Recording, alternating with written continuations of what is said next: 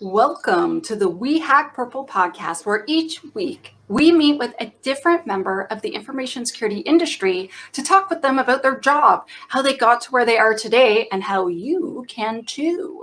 We Hack Purple is not only a podcast, we are an online community and especially an academy. This week's episode is sponsored by 10 Security, and I'm going to tell you a lot more about them as time goes on. But for now, I know what you all want. You just want to meet my guest. So let's bring out Jess Dodson. Hi. Hello. Welcome. Thank you for being on the show. Thank you for having me. Okay, so whenever I start, I usually do the whole thing where I'm like, please tell us your name and your job title and a bit about your job. So my name is Jess Dodson. I am more commonly known online as Girl Germs, so I am very prolific on the Twitters. My job title is Customer Engineer, which it's changed recently. I originally started as a Premier Field Engineer, but I'm now a Customer Engineer, and I work for Microsoft. So I am a boots on the ground engineer helping customers with Microsoft products. That is cool. We had someone else where she was a sales engineer and it was sort of different. And we had another person who was a customer success engineer. And I like how they're all slightly different. And also I like it when people tell me how they get their jobs. So I'm a super curious person. And the thing that, someone's saying, and Shirley a 10-10 winner by Room Raider. I don't know what that means, but yeah. But like, I like to know what it's like to do a job, like what the cool parts are, what the not cool parts are. And like, I'm really curious about how people get to where they are. So that's what we're going to talk about today. Sorry. My job's weird. My job is very weird how I fell into my job. Yeah. Can you describe your job to us, like, or maybe like what a day like is in the life of your job? So my job, I spend most of my days. It used to be I would go and travel to customers, not so much these days. I haven't actually traveled in 18 months. And I'm not going to lie, I do like that. I like being able to work from home and not have to wear pants. It's lovely. But most of my time is spent going and traveling to customers and speaking to customers. So at the moment, that's been remote via exactly like this. I talk via webcam and via audio in meetings to my customers where I am teaching them or assisting them with bettering their security posture using Microsoft products. So my days recently are almost 100% Azure Sentinel. That's pretty much what I have been living and breathing for the last 18 months. So that's a day in the life of my job. Do they have trials of that yet? Because they didn't when it first came out. And I'm wondering, no, of course not. Because that would be so good. Oh, yeah. Other people in the chat are agreeing that your background in your room's totally awesome. Just so you know. Thank you. Other people love your room. Yes, this is my happy place. It's good. That's good. Okay, so you are the boss of Sentinel. Got it. Okay, so you're like Sentinel. Do this. Yeah, in my little patch of the woods. So I'm one of the customer engineers based out of Australia and New Zealand who helps customers in my little patch look after Sentinel. That's awesome. Also, Australia is awesome. And I've never been to Brisbane, but I would really like to fix that sometime. I know. I've been to Sydney and I went to Melbourne. They're both awesome. But all I hear is, well, you haven't been to Brisbane. So like, what have you really done with your life? Agree. I do agree. You haven't seen the best parts yet. Yeah. Well, I don't know. It was pretty amazing. Okay. Back to the matter at hand, Tanya. Stay on track. Okay. No, it's me. So what types of personality traits do you think someone would need to be able to do your job? Because before you used to have to travel all the time and now you don't need to travel all the time. So it's really interesting, actually. I've been having some discussions recently about what makes a good customer engineer. So from my perspective, you need to be good at teaching and not necessarily doing. So I find that because my job involves helping people understand how to use the tools the best in their environment. That it's that teaching. We are not in sales. I don't do sales. I am a salesperson's worst nightmare when it comes to like security stuff. I'm like, I don't care what you're using as long as you're using something. So it's awful. But teaching them how to use what they have to the best of their ability. So being able to understand and very quickly grasp what an organization is trying to do, and learn very quickly what an organization's motives are from a security perspective is really important. Oh, that's fantastic. I wish that everyone did that, because quite often it's just like, you have to do it our way or the highway. No.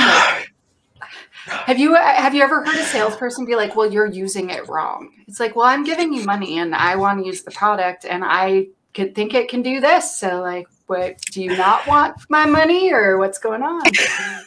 And that is very much like my job is to try and find ways to utilize what they have, what they're paying for, in the best way possible within their infrastructure. Because we've got so many different security tools, security products, security appliances. How do we integrate them together to give the best bang for buck for your socks? That's what I want to do. Yeah. How long does it take to learn all these tools? Because you know a whole bunch of them now, and that takes time. Like, are you a really super quick learner? I am, but I would preface that with I don't know everything. So it's one of those ones where you go into security and you're like, do you know about this or do you know about that? I'm like, I know these bits in deep, but there are other tools that I don't know anything about. So it depends on like what tool. So for me, Azure Sentinel, I know a fair bit. I wouldn't say I am like Jedi level master, but I've got a fair bit of experience and I've got some expertise in it because I've been using it so much and I've implemented it or helped implement it with a number of organizations. But like something like cloud app security, I'm like, I have no idea. Like, I'm sorry, you'll have to speak to somebody else. I'm willing to admit that I don't know everything. Oh, yeah. Well, no one can know everything. Like, that's impossible. And having that quick learning is really, really important. So you can pick up on things, and wanting to learn is probably more exciting. So if you are keen to learn and want to learn, then my role is really exciting. Cool. Do you love learning? Because I have a feeling to do your job well, you'd have to love learning. Yeah, loving being able to poke new things, loving being able to try out new things. For me as well, I also get a lot of excitement because I am very what's known as transactional. So I don't stick with the same customer every single time. I deal with different customers each time. So learning new organizations, meeting new people, understanding their business, because it could be a completely different range of businesses. So that's really exciting for me as well. Does this mean, so like a thing with sales, when we talked to the sales engineer, she was really, really shy and really introverted. And then she ended up super blossoming into sales, and she was telling us all about it. And I'm like, that sounds so hard, but I've always been ridiculously extroverted. And so how do you feel about this? Because like, you seem pretty darn extroverted. I am somewhat extroverted, but at the same time, I find that because I'm now dealing with new people every time and having to like take on that, almost like that mediator kind of perspective of having to get people to be talking and get people to participate. By the end of the week, I'm just peopled out. Just like on the weekend, I'm very, very introverted. I'm like, that's it. I'm not seeing anyone. I'm not going anywhere. I'm hiding in my bedroom and watching TV. Yeah. Yeah. I think though that like there's a myth that extroverts always, always, always want to be surrounded by people. It's like, we do need alone time, right? Like, yeah, definitely. Right. I honestly had never seen my limits until, I was traveling and speaking at conferences so much that I was just like, oh, wow. And I remember being at a conference that I really love, but I needed a break. So I went 2 or 3 blocks away to a Starbucks, and because I had some work emails to do, and I was like, I'm going to like do this thing for my boss. And then a guy came up and he's like, oh, I'm from the conference. I saw you. And then he sits down and I'm like, oh, I kind of have some work to do. And he's like, like, why are you ignoring me? And I was like, but I need some. And he was just like, she's such a jerk. I was just like, what? It's like, I'm like 4 blocks away from the conference. Like, I don't, what? And I was just like, I think I need to hide. Yeah. Yeah. And I've had that going to conferences, and there are people who are coming up to you who you've met online, and they want to talk to you, and it's like, it's usually fine for a short period of time, and then after a while you're just like, I just want to hide with safe people for a little while, just so I don't have to perform almost. So yeah, I totally get it. Yeah, it doesn't mean that you're not super, super extroverted. It's just, it's just like there's a buffer, and the buffer's full. Yeah. And you can't be extroverted all the time. Like, it's not possible. And for my job and for the role that I do kind of have to be extroverted. I have to be on and trying to engage the customer as much as possible. And it's a lot of talking. So I'm never sitting at my desk really without a drink bottle. And if I am, it's usually empty because I've drunk it all. Because you talk so much that you end up actually going hoarse. Like, I lose my voice by Thursday.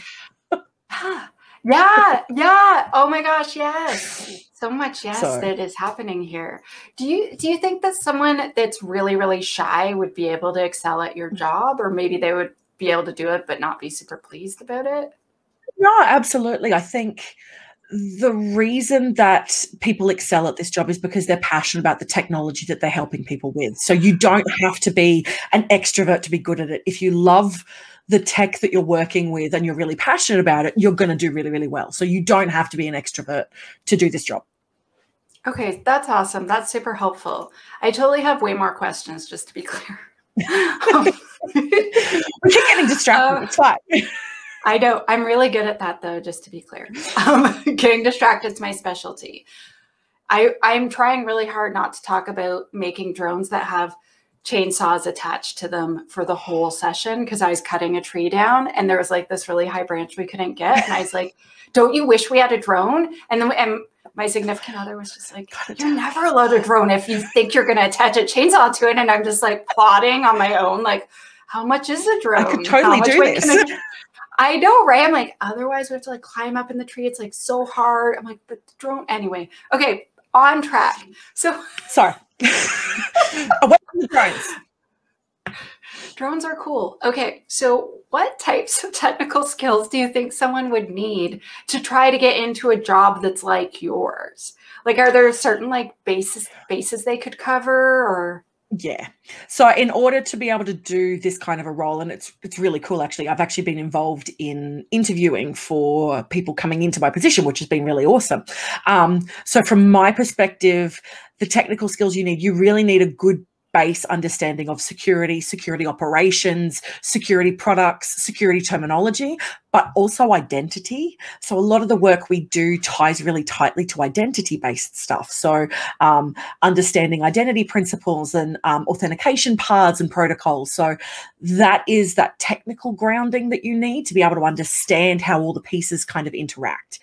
And I think if you've got that, pretty much any type of engineer role can sit on top of that. It's very platform and product agnostic. As long as you've got those basics, you could then become an engineer pretty much anywhere.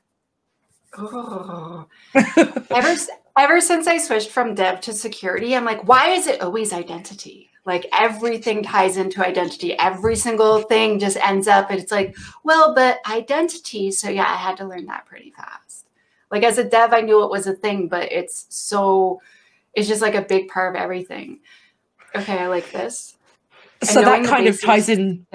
Yeah. So that kind of ties in nicely to how I got the job. So I was an identity systems administrator first. So I was a sysadmin for about 15 years, predominantly focusing on identity systems. So I was looking after large Active Directory environments, and that was how I kind of fell into this. So I was originally an identity engineer that just kind of sidestepped into security because they tie so neatly together. They do. What was the trigger? Was there like a specific thing that happened, or did we slowly lure you over with all of our cookies? Like, how did that work? The cookies helped. No, it was, I was doing some work at my previous role doing an Active Directory security assessment. And I have a lovely gentleman by the name of Russell Tompkins to blame, who was an engineer with Microsoft who came in and did that assessment. And I realized that there was so much that was red and broken. And I'm like, oh my God, we have to fix this. And so I went up to our security team, and our security team are like, we're governance and policy. We don't do any of that operation stuff. And I'm like, so we have to actually do something about this. So I went down the path of having to try and fix up some of this stuff and learning more about the security of the systems and how to do it better. I started speaking about it. So I spoke at a conference. I spoke at Ignite. No, was it Ignite or Tech Ed back then? I can't remember. Here in Australia on the Gold Coast about Active Directory security. And that kind of led me down the path of identity commingled with security, and then now just security, really. It's good we could lure you to the dark side. It's good. We need all the help we could get. And you have cookies. We do. We really do. I feel like at some point I should have cookies beside me, but then I'll probably just eat them. Cookies. And then Yes. our sound engineer will be like, Tanya, you can't actually eat the cookies. It's actually allowed to eat a cookie when you, anyway. Okay, so I have more questions. So what if someone, what types of, is there, so if there isn't, it's okay, but is there specific training or specific work experience someone could try to get so they could kind of lead up to this type of job? So sometimes people are like, yeah, you take this course, read this book, you do this, but that's when you want to become an accountant. But it's not the same with security things. So any hints or clues on how someone could try to get there would be good. I'm very much of the mindset that I don't think you need a very structured learning path to get into security. I think security is one of those things that people find that they are interested in or passionate about, and it's almost like a sidestep to get into it. So for me, I would say if you have an interest in security and it's something that you feel that you are wanting to get into or are passionate about, you could start by joining some user groups and attending some local user groups or virtual ones, have a read of some stuff online, do some online courses, and take a look at what you're currently doing in your role. So for me, I feel almost like a teacher. So I feel that anyone who's been in any kind of a teaching position, be it formal teaching or student lecturing or all of that kind of stuff, could quite easily do my job if they can get those technical aspects up to speed and also have that passion for it. So I don't think you need a very specific background to be able to do security work. On the flip side to that, though, I feel that for security people, anyone who has operational background or operational experience, so has been a system administrator or a help desk admin or has been in the trenches, as I call it, you've got a really unique view of security from the point of view of building the systems, maintaining the systems, and the usability of it. So security is great, provided that we're still able to use those systems. So seeing it from a user's perspective. And I think a lot of the time we miss that. It's great if it's secure, but if you can't use it, what's the point? Yes. So much yes. Oh my gosh. Yeah. Yeah. I remember in the Canadian government, someone saying years ago they had talked to the cyber arm, and one of the people said, well, if we could just unplug them from the internet, we wouldn't have all these problems. But they weren't kidding. They were really deadpan, and the dev's like, so no. Do you have actual suggestions? Yeah, we all make those jokes. Wouldn't our lives be great if we had no users? Yes, but then we wouldn't have a job. So it's so true. Okay, so I feel like part of what you're saying too, or part of your experiences is if you have a different job in tech, if you volunteer to do that security work, you could gain job experience in that area. And before you know it, it's hey, don't you need a person on the security team? I know someone who might be interested. Yeah, who could fit in that role. And I think it's very much that, and I hate the buzzwords, when they start talking about DevSecOps, I hate it when they try and mush it together. But security operations for me is really that. So it's operations staff who are passionate about security and are passionate about either helping security do it better or are passionate from that security perspective but want to understand the operational role. So yeah, I think it's really important to get both sides of the picture. Yeah, I feel too it would be really hard to be good at security if you didn't understand where the people are coming from who actually own and operate and create the thing that you're trying to secure, right? Like a locksmith that doesn't understand doors or handles or the fact that people need to get in and out. It's just like, oh, well, I switched the That's lock. exactly it. But no one has the key, buddy. Well, it's, to me, I think of it in exactly those terms. Like from a security perspective, the easiest way to secure a room is to literally take away all the handles so no one can get in, but it removes the usability of the door.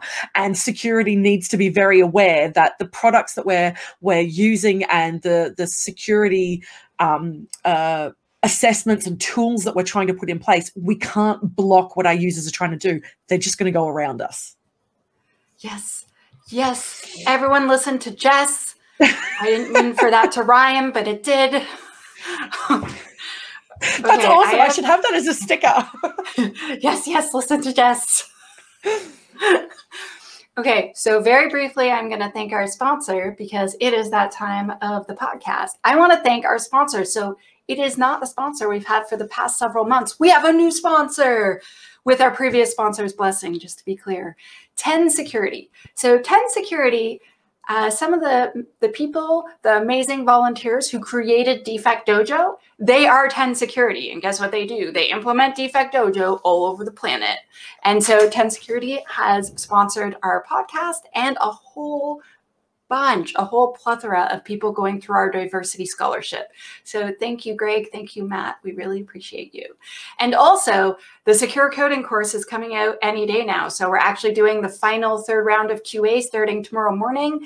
And ideally, next week we make all of the fixes if anyone finds anything, and then we go live the following Monday. Yes, or maybe on the weekend, depending upon how well QA goes. So look up academy.wehackpurple.com, and very, very soon. Oh, yes. And one more thing. So if you go to newsletter.wehackpurple.com, secure-coding-course, you can sign up between now and I guess when we go live, which might be next week or might be Monday, depending upon how good QA, because we're doing a third QA. So usually we're pretty good by then. But anyway, you get 20% off if you sign up in advance and you buy in the first week. So that is enough advertising and marketing for now.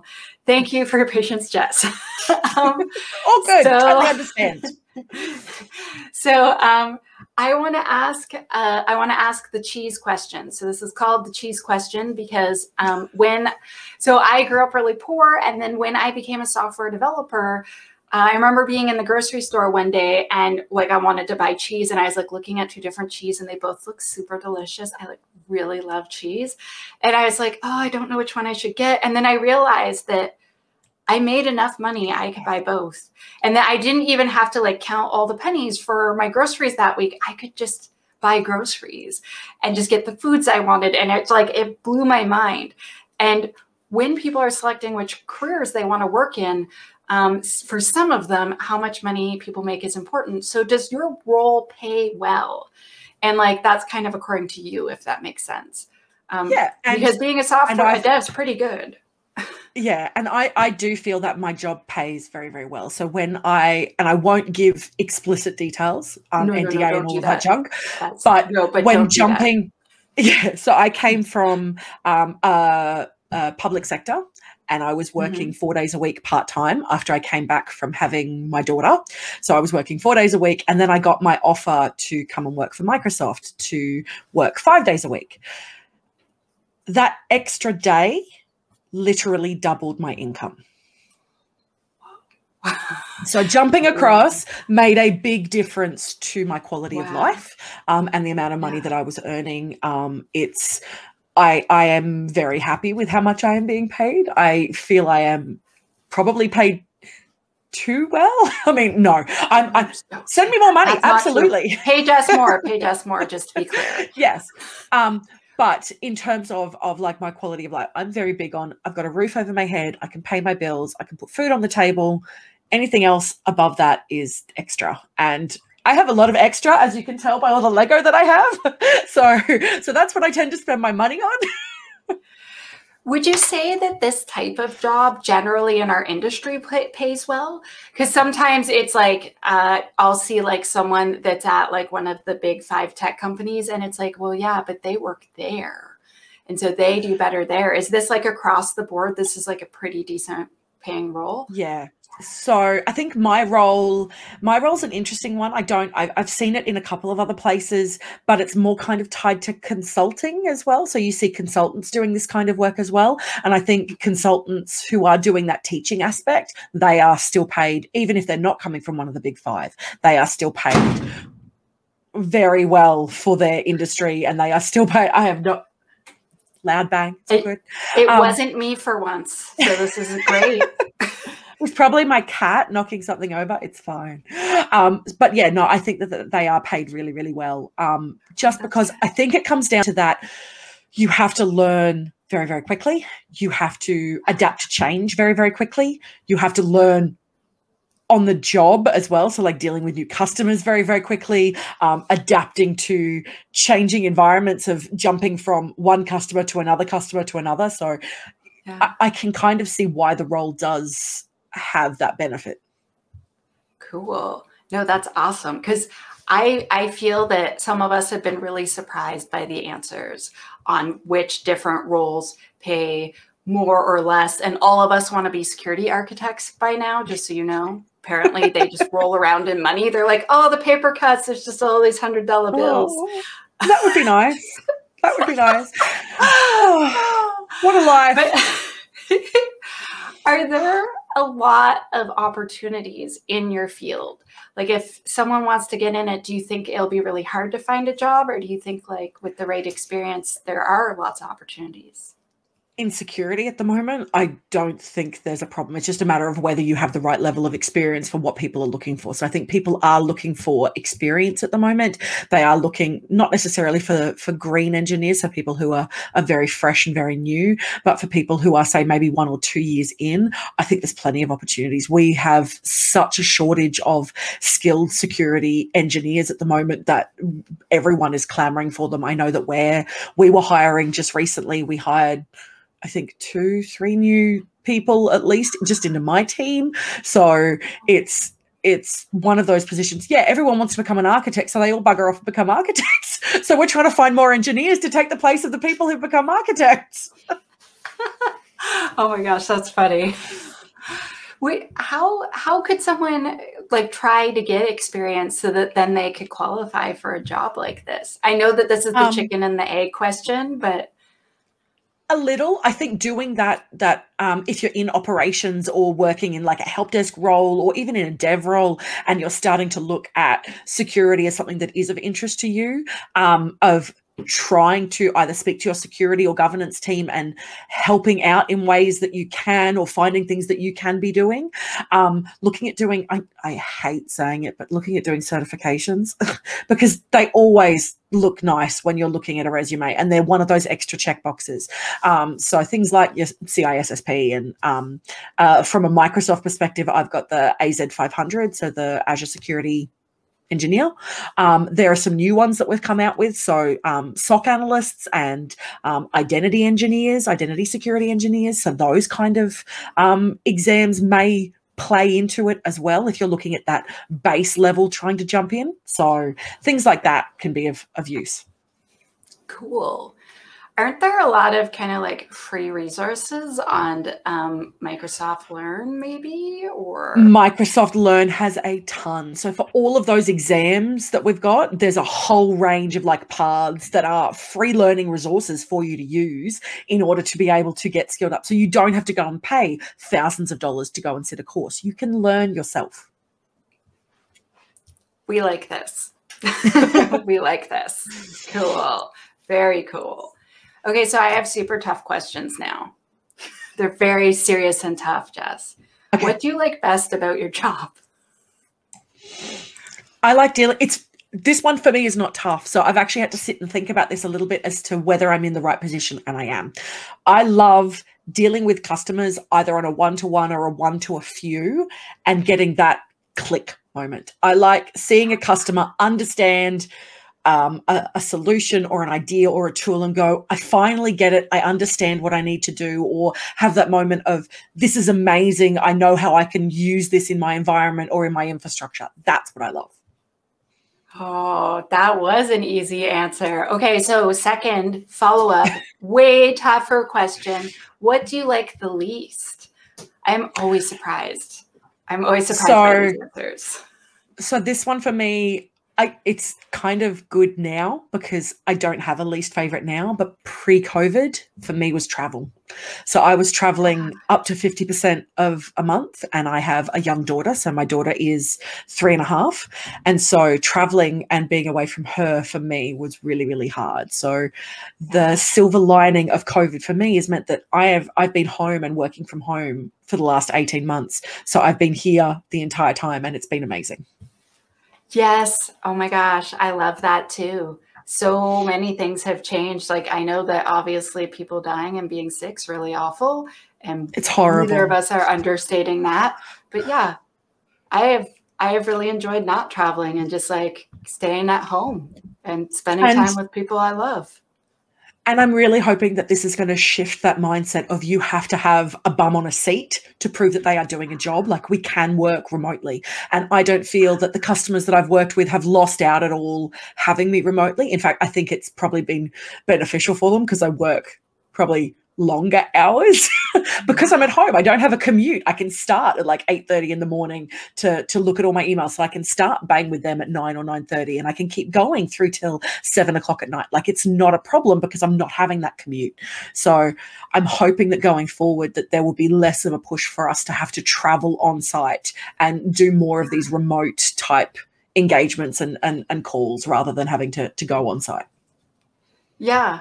Yeah. That is definitely a plan that I have going forward, to just travel for the super special occasions and the rest of the time do things remotely.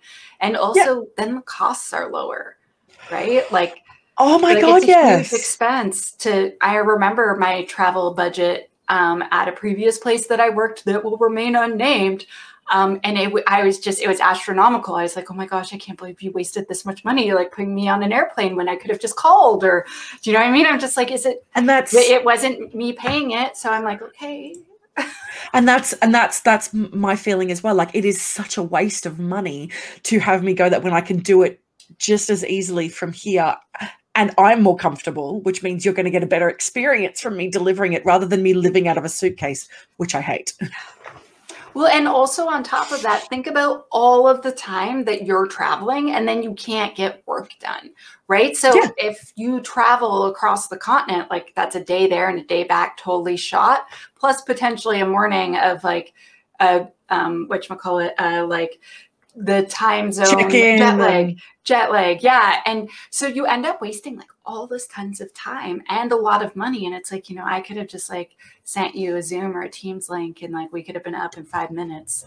Exactly. And particularly for some of those short ones as well. Like, you travel for a day for a meeting that's going to be an hour. It's like, why did I fly 2 hours for a meeting that's only for like an hour or 2 hours and then fly home? Like, you waste an entire day on one meeting. Yeah. And like, I don't know how to explain, but sometimes like, is it really worth sending me? Like, couldn't you do better stuff with me? I am like a resource that could do other stuff. Just saying. Yeah, I get you. I actually saw one tech company post that 30% of their devs quit over coming back to work. And they're like, we don't need them. And I was like, wow, your attitude is really awesome. I bet that they quit for a bunch of reasons and not just that. I bet you've got lots of people clamoring to come back. Yeah, especially with, I don't know. I would be really sad if my employees left, but we've always been remote first at We Hack Purple, so that's not an issue. But that's awesome. Yeah. Well, it's great because then I can have the best. I mean, like, we only hire within Canada because like there's like laws and stuff, but it's cool. No, but it's cool to be able to hire someone from 5,000, like one of our employees lives 5,000 kilometers away, and it's cool. Yeah. We just don't have meetings with her like past a certain time, and that's fine. But okay, I have more questions for you. So sorry. So so this is like different than what do you like best. So what gives you the most pride about the work that you do? Pride. I've got to admit, I'm getting into Microsoft was probably one of my big like goals. Like it's something that I wanted to do. So for me, knowing that I work for Microsoft and knowing that they are looking after me. So I've been very, very lucky. My manager is phenomenal in looking after me, and particularly through COVID and keeping tabs, making sure your mental health's been good. That to me, I think, is what gives me the most amount of pride. And I know that there are people who might not have that experience. Everyone's very, very different. But for me, I've been very lucky that my entire management chain has been incredibly supportive. And that's what gives me pride. So I've felt a very, very lucky to be where I am during the pandemic. Very lucky. Yeah, and it must feel awesome to be part of a team that, like, I feel if the manager is checking in on you, it's because they really value you, right? Like Absolutely. They care how you are, and like you're part of a team where they're like, she matters. Yeah. So my one-on-ones with my manager have been things like we'll start the one-on-one and he'll be like, and how are things going? And I'll start talking like about my work and my customers and my utilization. He's like, no. How are you going? How are you feeling? And that to me is what makes working somewhere really good. If you've got a manager who actually cares about you, it makes such a difference. Yeah, that's nice. That's really good. Yeah. And also I have heard that they have lots of really awesome benefits as well to like try to support their employees and make sure they're healthy and good. Yes, so lots of benefits in terms of, we got wellness days this year, which has been amazing. They encourage you to sort of stay well from a mental health perspective and staying fit. So there's a lot of push to make sure that the people are okay. I think that's awesome. And I wish that more corporations were like that, because like, to me, your employees are your best resource. Like if we lose an employee at We Hack Purple, there's not very many of us, right? And it's just like, it hits really hard. But even when I've been at a bigger company, like when someone leaves, it's like, oh, but we need you. And so if you like do all those things to keep them healthy, keep them happy, like check in with them, make sure they're okay. Like I wish that all organizations did this. I think it's really great. And it means that you retain people. People actually have that vested interest in wanting to hang around. Yeah. I've heard the expression, you don't quit a job, you quit managers. Agreed. 100% agree. And like, you'll stay for a wonderful manager too. Like you'll want to keep, like I twice have had a manager leave and then bring me with them, because like, oh, that's lovely. It was like such a good match, right? Like I remember one of them, like, so I went back to school, and then when I graduated, he's like, so when you coming over? When you coming over? Got a job. And I was like, okay. And then, like, and the other one just kept checking in with me for like 2 years until I was like, okay, well, you're right. I didn't really like switching from .NET over to SAP. So that was a foolish time in my life. And then he was like, come back and like come over. And I was like, oh yeah, I'll be right there. Like it's a good feeling, definitely. And I do feel like managers definitely do play a role in that. But I also think, so for me, when I've changed roles, so I've only changed roles. I've changed roles a couple of times. It's either been from a manager perspective or from hitting a ceiling. There is nowhere further for me to go, nowhere further for me to grow, nowhere further for me to learn. And when you hit that and there's nowhere else for you to go, like you have to leave. Like there is nowhere else to go. So I've hit that in a couple of places now where it's like, you can't offer me any better role. You can't offer me any better pay. You can't offer me any better learning experiences. I'm out. Yeah, that is actually why I left the Canadian government. I was in the highest technical role for a decade.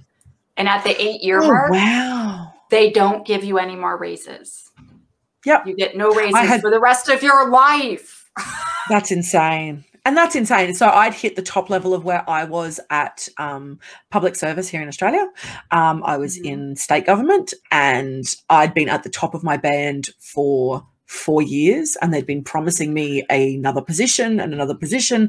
They'd never come. And I'm like, peace out, I'm gone. Yeah. Yeah, I tried management and was like, it was so awful. And I tried it 3 times just to see if like maybe it was that one. I was like, oh, I'll try supervise. I was just like, no, it's so awful. And so yeah. So then I was like, okay, so I have to leave now, and then moved on. So I have more questions, of course. So let's say someone's like, so they love security, they're super interested, and they want to try to get into a similar role to this.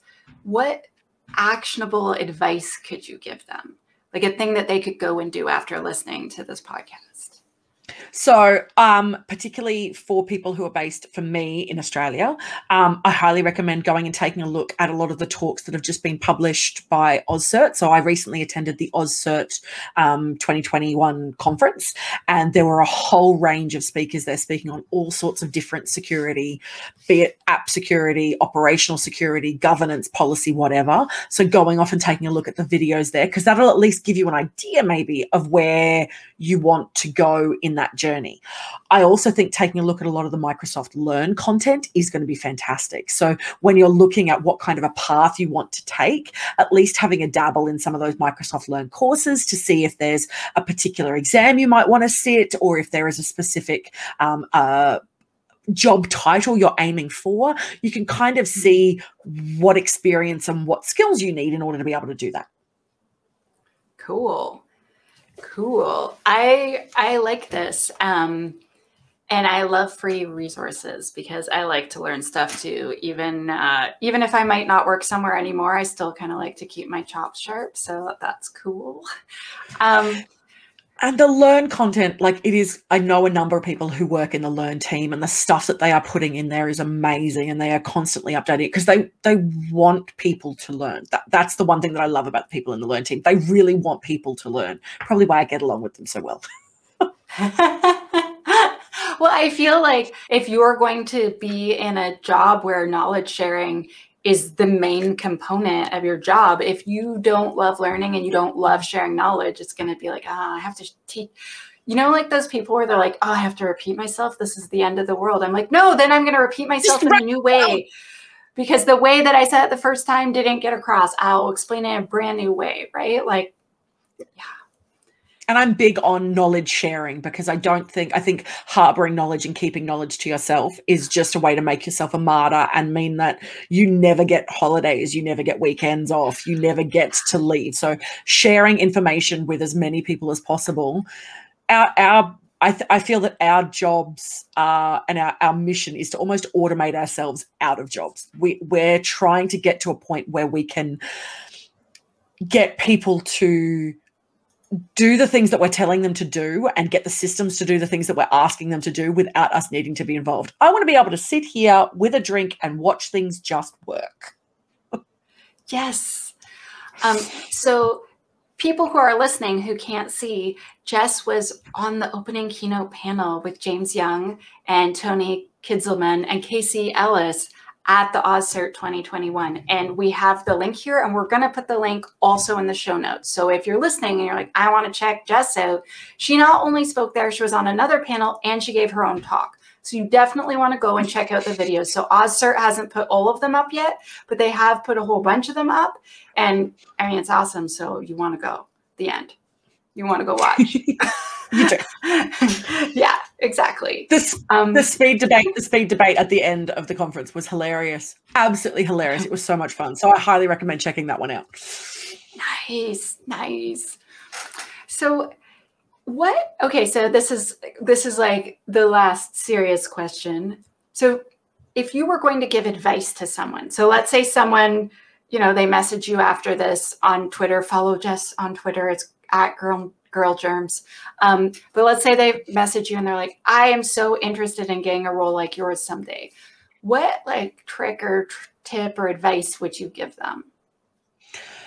soak up as much knowledge as you can about the things that you are passionate about. So you may not necessarily be interested in exactly what I'm interested in. Find what you are passionate about in security and soak up as much knowledge about that as you possibly can, because that passion is what shines through when you are interviewing for roles. So if it's something that you are passionate about, you almost light up, you almost come alive when you're talking about it. And that is what allows someone who is looking to hire you see that this is something that you're going to do well at. So that to me is my big one. Try and find what you're passionate about and focus on that. Learn as much about that as you possibly can. I think that that's probably just general awesome life advice. Yeah. Like, just as it applies to anything, like if you really, really love this thing and you're really passionate about, learn everything about it. That seems just generally brilliant. I think I am very, very lucky in that I fulfilled what my parents wanted for me, which is find a job you love so that you like getting up of a morning. And I am very, very lucky that I have that. Oh, that's awesome. My parents wanted me to procreate and they are going to wait a long time. But anyway. I went and did that. I went and did that. And don't get me wrong, she's lovely. I absolutely love her to bits, but she is a mini me and she's going to be a headache until she becomes an adult and moves out. You're like, how dare you be just like me? Oh, I was talking to someone about it this morning. I'm like, I love that you've got my passion and my drive and my lack of patience and my absolute stubbornness, but I wish there was a switch where I could turn it off until you're an adult, because right now it's driving me nuts. You're like, Mom, I have so much more respect for you. Yes. Oh, that's awesome. So if someone wants to know more about you, if they want to follow you, where can they find you? Do you have a website? Tell us all the best things. I do. So probably the best place to come and find me is on Twitter, where I ran, unless I get locked again. I got locked for a day, 12 hours there. I was bereft. I was just cast adrift. It was terrible. How? I posted a meme and their algorithm. This is why AI and machine learning is not going to take over the world, because it flagged a meme that I posted and went, this is bad. And then almost instantaneously said, no, wait a second, this isn't bad, but they didn't remove the ban. So I was gone for 12 hours. It was very disappointing for me. But yes, so I'm on Twitter as @girlgerms, and you can also find me at girl-germs.com. So that's my personal website. I need to post some more blogs when I get the time between wrangling a small human and my job. That is a lot. You're like wrangling the human and you're trying to type with the other hand. It's a lot. I have actually done that, being on a call with her beside me, hugging me. It's a lot of fun. But COVID has made that more normal now, and that's really awesome. It has. And my customers are really, really understanding as well. Like, they're used to seeing like the small person just wander in through the door and, hi, Mom, I'm home, and then disappearing back downstairs or bringing me snacks. She likes bringing me snacks when I'm on a call, which is hilarious. So, yes. I was doing job interviews for people to join We Hack Purple sort of near the beginning of the pandemic. And I was visiting a friend and we're having like a social distance visit, but I was like, I have this one job interview. And so I'm in like one of her bedrooms doing the interview, and then this child comes running in and is like, wow. And they're like, oh, is that your child? I'm like, it's so not. And they're like, wait, you had a random child run into your office? I'm like, it's a long story. Anyway, you seem great for this role. That's hilarious. Yeah. So fun times. Thank you so much for being on the show. You were so great. And I feel like that you gave some really good advice, especially learn everything about things you love. Thank you so much for having me. I feel like this is kind of like my, like, it was made for me. Like, it's We Hack Purple. Like, purple is my color. Yes. Yes. And if you can't tell in the video, she has fantastic hair. Yes. I love my beautiful, hair. Beautiful shade of violet. It's really, really nice. And unlike me, she actually dyes her whole hair. I'm lazy. I just do the ends. And it looks really great. I'm all purple. All purple. It's just easy. I've been purple now for 7 years. So yeah, it's been a while. We have a comment in the chat that children are incredible chaos engineers. Yes, they are. They 100% are. They teach you everything you need to know about chaos. And if you are OCD, and I am actually clinically diagnosed as OCD and need to have control of things, they teach you very, very quickly that you do not have control. Oh my gosh, that's hilarious. Oh, well, thank you again. It's time to say goodbye. It feels like it's been 10 minutes, not 55.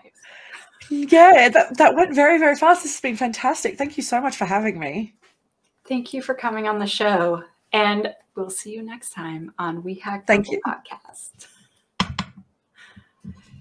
Thank you for coming to the We Hack Purple Podcast, where this week we interviewed Jess Dodson, and that was such an awesome conversation.